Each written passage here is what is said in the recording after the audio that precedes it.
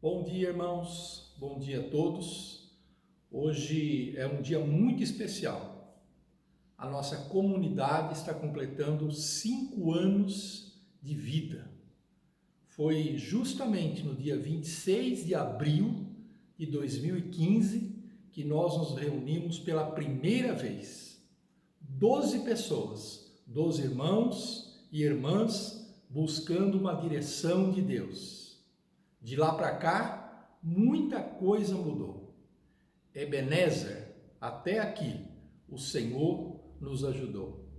Eu louvo e agradeço a Deus de todo o meu coração por tudo que Ele já fez no nosso meio durante esses 5 anos e pelo que Ele ainda vai fazer no nosso meio. Aleluia! Eu louvo e agradeço a Deus por todos os irmãos que fazem parte dessa família, da família Amor e Vida. Essa é a ideia que eu tenho da nossa comunidade. Uma família cheia de amor e uma família cheia de vida. Nós não somos perfeitos, nós não somos a melhor igreja, somos apenas um grupo de pessoas que busca sinceramente imitar as palavras e as obras do nosso Senhor e Salvador Jesus Cristo. Hoje nós vamos meditar a 7ª mensagem baseada na carta de Paulo aos Efésios. Eu gostaria de ler com vocês a carta de Paulo, lá no capítulo 3 aos Efésios, dos versículos 14 a 21. A oração de Paulo pelos santos. Versículo 14. Por esta razão, ajoelho-me diante do Pai, do qual recebe o nome toda a família, nos céus e na terra. Oro para que com as suas gloriosas riquezas, Ele os fortaleça no íntimo do seu ser, com poder por meio do seu Espírito, para que Cristo habite no coração de vocês mediante a fé. E oro para que, estando arraigados e alicerçados em amor, vocês possam, juntamente com todos os santos, compreender a largura, o comprimento, a altura e a profundidade e conhecer o amor de Cristo, que excede todo entendimento, para que vocês sejam cheios de toda a plenitude de Deus. Há aquele que é capaz de fazer infinitamente mais do que tudo o que pedimos ou pensamos, de acordo com o seu poder que atua em nós. A Ele seja a glória na Igreja e em Cristo Jesus, por todas as gerações, para todos sempre. Amém. Paulo termina o capítulo 3 dessa sua carta intercedendo por aquela igreja, pela igreja de Éfeso e por todos os irmãos. E na mensagem de hoje, eu quero fazer minhas as palavras do apóstolo Paulo. Assim como ele, irmãos, eu me coloco de joelhos e me aproximo de Deus com humildade, com reverência, para interceder pela nossa comunidade. No versículo 15 que nós lemos, Paulo diz que nós fazemos parte da mesma família. Em Cristo nós somos adotados, nós nos tornamos filhos de um mesmo Pai. E essa família, diz Paulo, se estende não apenas por toda a terra, mas também pelos céus. Ou seja, é a igreja militante, aquela que ainda está ativa neste mundo, e a igreja triunfante, aquela que já está gozando das bênçãos celestiais. Paulo começa a sua oração apelando para as gloriosas riquezas do Pai Celestial. Gloriosas riquezas do Pai Celestial. Na versão revista e atualizada está escrito as riquezas da sua glória. Ou seja, irmãos, a riqueza da glória de Deus nos dá ousadia para se aproximar e orar e pedir. A gloriosa riqueza de Deus nos dá a certeza de que Ele ouvirá a nossa oração. de joelhos, na presença do Pai e confiado na riqueza da sua glória, Paulo faz basicamente 2 pedidos a Deus. Mas hoje, essa será a minha oração.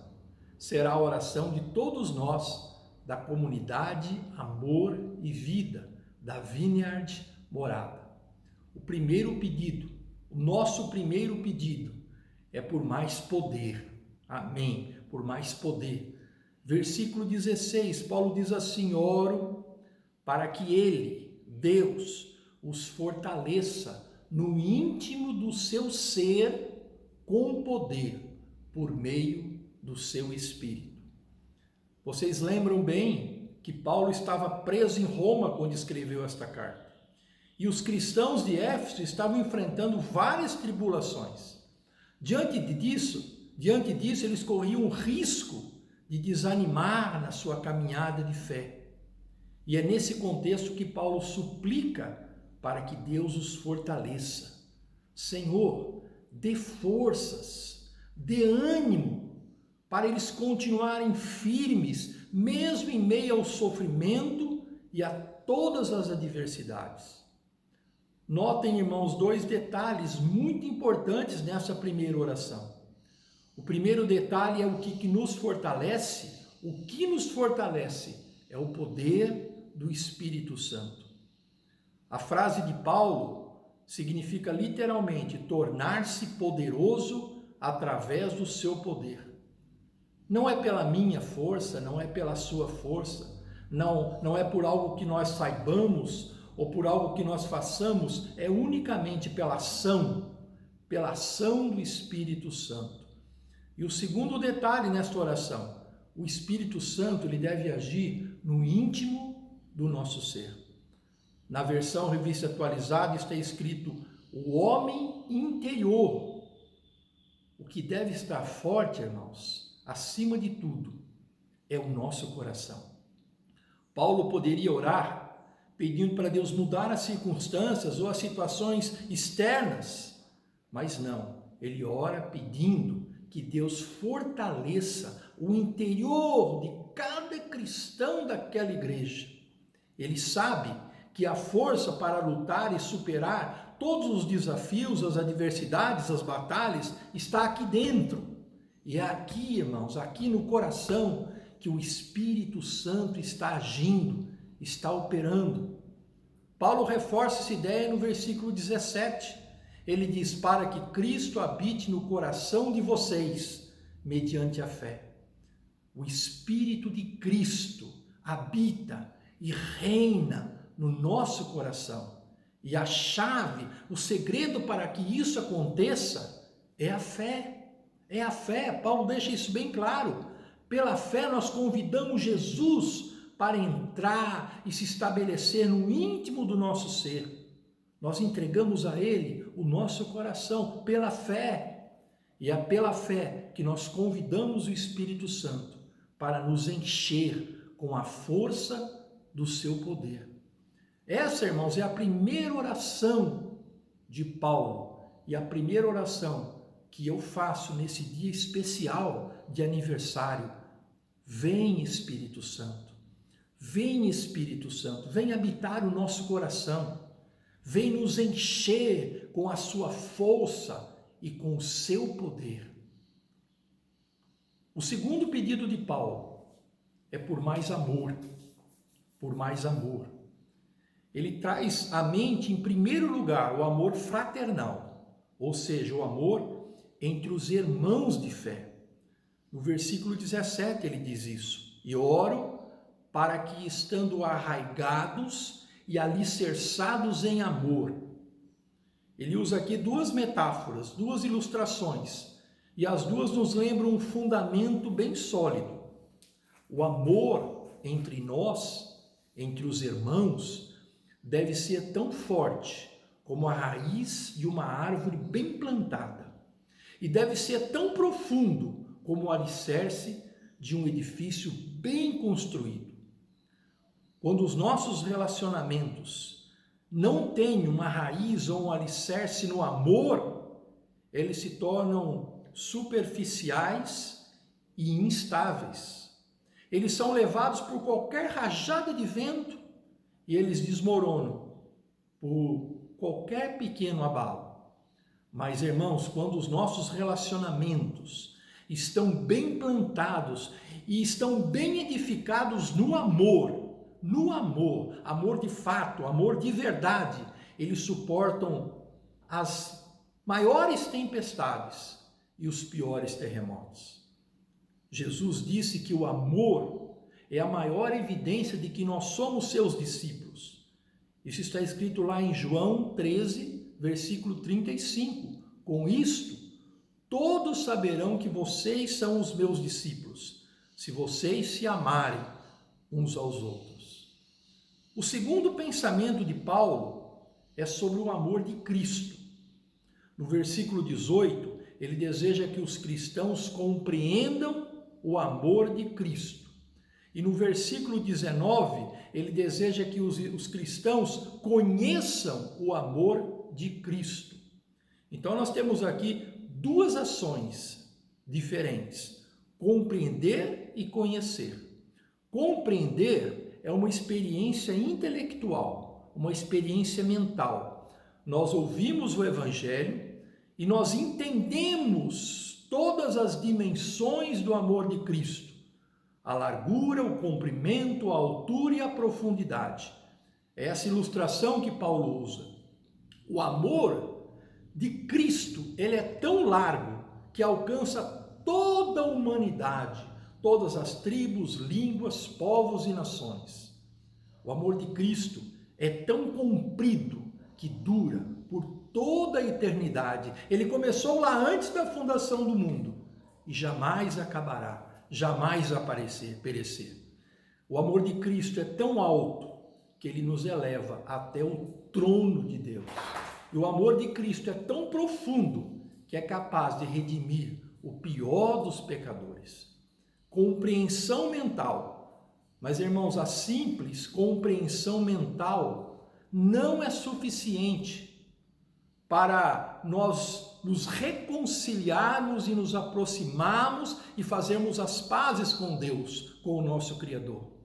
Paulo deseja que os cristãos conheçam o amor de Cristo, ou seja, que eles tenham uma experiência real com Cristo, que eles sintam o amor de Cristo invadindo seus corações e que, a partir disso, eles sejam transformados a cada dia. Esse, irmãos, é um desafio de todos nós, de todo aquele que se diz cristão, seguidor de Cristo. Não apenas saber quem é Cristo, mas ter um encontro pessoal com Ele. Não apenas ouvir a seu respeito, mas vê-lo com os próprios olhos.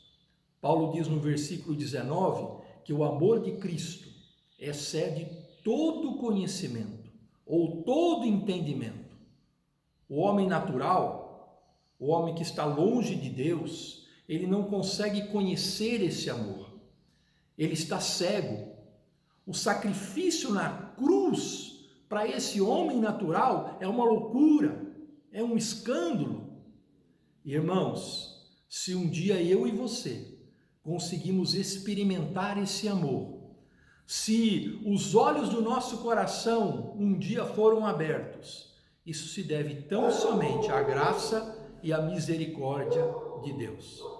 Nos versículos 17 a 19, Paulo está fazendo uma conexão entre o amor fraternal e o amor de Cristo. O amor entre os cristãos deve estar muito arraigado e alicerçado para que eles possam, todos juntos, como um só corpo, compreender e conhecer o amor de Cristo. E quando isso acontece, quando existe essa conexão entre o amor fraternal e o amor de Cristo, Deus se revela. Deus se revela em sua plenitude. Paulo termina o versículo 19 afirmando que à medida em que nós compreendemos, conhecemos e praticamos o amor, nós seremos cheios de toda a plenitude de Deus. A palavra plenitude pode ser traduzida por medida completa. Isso significa que o poder e a graça de Deus irão se manifestar de um modo abundante e guiar todas as áreas da nossa vida. Significa que o Espírito Santo, irmãos, irá agir em nós e através de nós para cumprir todos os seus propósitos. A nossa segunda oração, no dia em que completamos 5 anos, é para que essa conexão, amor fraternal e amor de Cristo, seja uma realidade constante no nosso meio, para que nós sejamos cheios de toda a plenitude de Deus. Amém, aleluia. Depois de fazer esses 2 pedidos, mais poder e mais amor, Paulo termina a sua oração adorando a Deus. Não poderia ser de outra forma, irmãos. Isso está nos versículos 20 e 21. Paulo diz o seguinte: por causa do poder de Deus, que atua em nós por meio do Espírito Santo, Ele não apenas ouve as nossas orações, mas Ele é capaz de fazer infinitamente mais do que tudo o que nós pedimos ou do que nós pensamos. Esse é o nosso Deus, o Deus Todo-Poderoso. Não há limites para o seu agir. E da mesma forma como Ele agiu no passado, Ele continuará a agir no presente, porque Ele tem um plano, Ele tem um propósito e Ele está no controle da história. Essa é a certeza de Paulo. E essa também, irmãos, é a nossa certeza. Por isso, só nos resta dizer: a Ele seja a glória para todos sempre, para todas as gerações. Amém. Aleluia. Irmãos, eu quero concluir essa mensagem no dia em que nós completamos 5 anos de existência, orando a favor da nossa comunidade, da comunidade Amor e Vida. Eu gostaria que, à medida que eu fosse falando os motivos da minha oração, da nossa oração, você fosse confirmando cada pedido em seu coração, dizendo amém, amém para essa oração e confiando que Deus irá nos ouvir, está nos ouvindo. Em primeiro lugar, que o Espírito Santo encha o nosso coração com o seu poder, para que nós estejamos fortes e preparados para enfrentar todas as aflições e adversidades deste mundo. Amém?